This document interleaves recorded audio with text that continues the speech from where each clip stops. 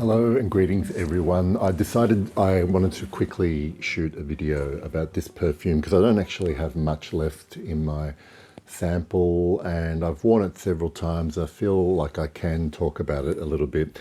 Today's review comes to you from the house of Diptyque. This one is called Benjoin Bohème. It was released in 2015, and I think it's kind of a limited release. Now, I had recently read or heard rumours that this one might have been discontinued, but I see only today that it's still available on their website, albeit it might only be available in boutiques in France, but Selfridges also lists it for sale. It might just be remaining stock, but I'll put the links in the description. And I know that one or two people might be triggered by the fact that I'm reviewing a discontinued perfume for whatever reason. You know, I don't understand.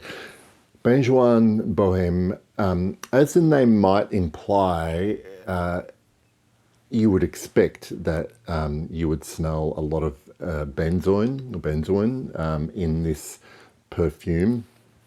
What I like to do sometimes when I'm reviewing a perfume like this, where there's a key ingredient in it, is if I've got the raw material myself, I like to sort of smell them side by side. And obviously there are going to be other materials used in the perfume, but it's more so I can re-familiarize my nose with the particular material. So I have some Benzoin Resinoid here in a 10% solution in alcohol, and look, if I had to describe it for those of you who have never smelled it, I find that it's has a lot of similarities with vanilla.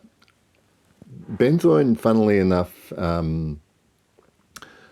has this kind of booziness. Well, this particular one that I've got has a kind of lovely warm booziness that you can still find in vanilla itself, but it's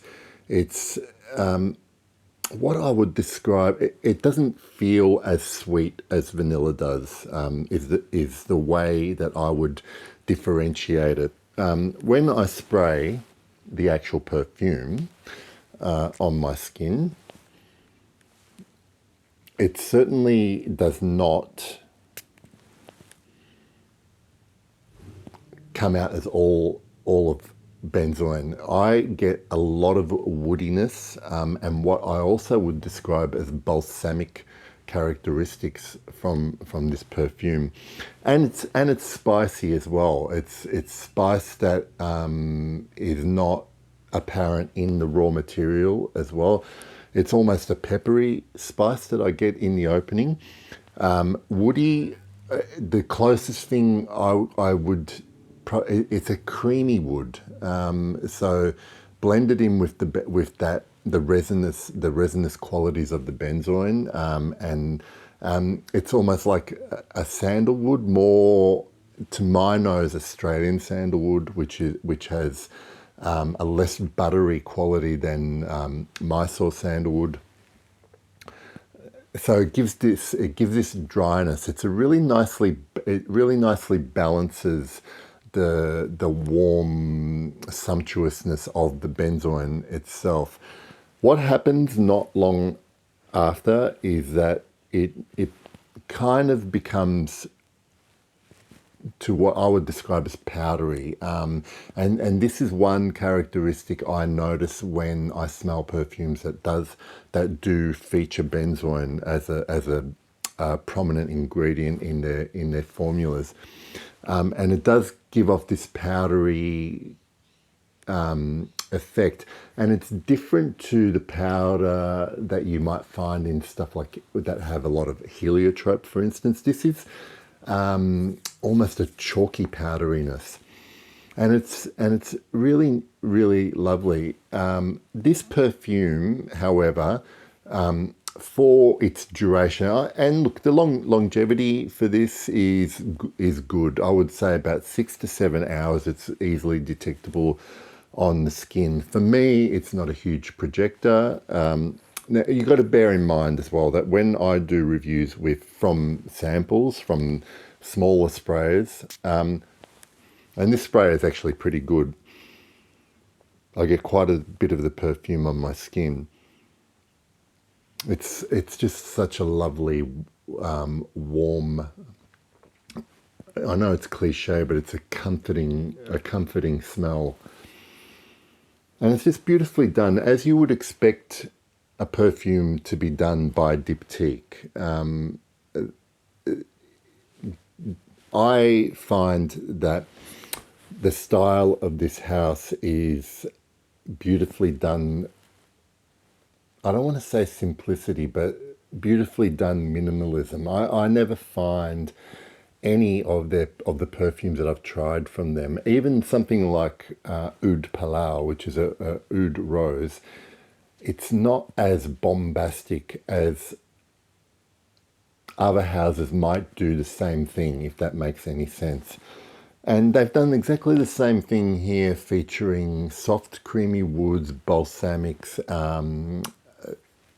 highlighting the benzoin, but also not letting it overpower the perfume. And I love the fact that it's beautifully balanced by that spice in the start. So it has this spice progression, dry woods that turn creamy, and then it gets powdery and warm.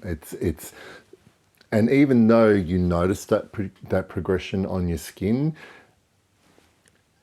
it still doesn't change a lot. There aren't big shifts in the changes and in the developments, and you could almost, if you didn't spend a lot of time with this perfume, you probably would describe it as a linear perfume, but I pick up the subtleties only because I spend time closely smelling it.